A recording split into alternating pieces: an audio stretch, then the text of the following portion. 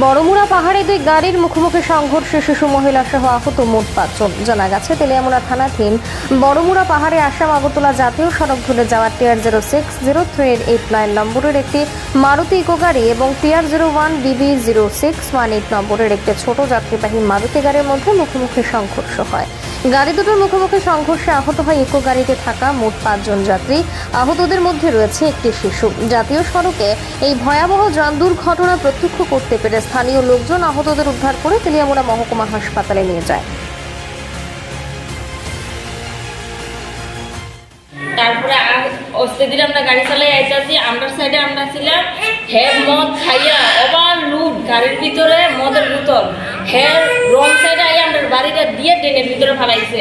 আমার বাচ্চা মাথাটা ব্যথা হয়েছে, আমার বাচ্চাটা বেশি ব্যথা হয়েছে। হে মদ খাইয়া নিজে মদ অবস্থা কে ছিল? গাড়ি ড্রাইভারের মদের অবস্থা আসলো, হাতে একটা বোতল আসলো, ড্রাইভারই করতে হবে। কি গাড়ি আসছে? আল্টো। আপনারা কই থেকে আইতাছেন? আমরা তেলিয়ামুড়া আইতাছেন? হ্যাঁ, তেলিয়ামুড়া আইতাছি উদয়পুর থেকে, আমার বাপের বাড়ি থেকে। কতজন আসছেন না আপনারা গাড়িতে?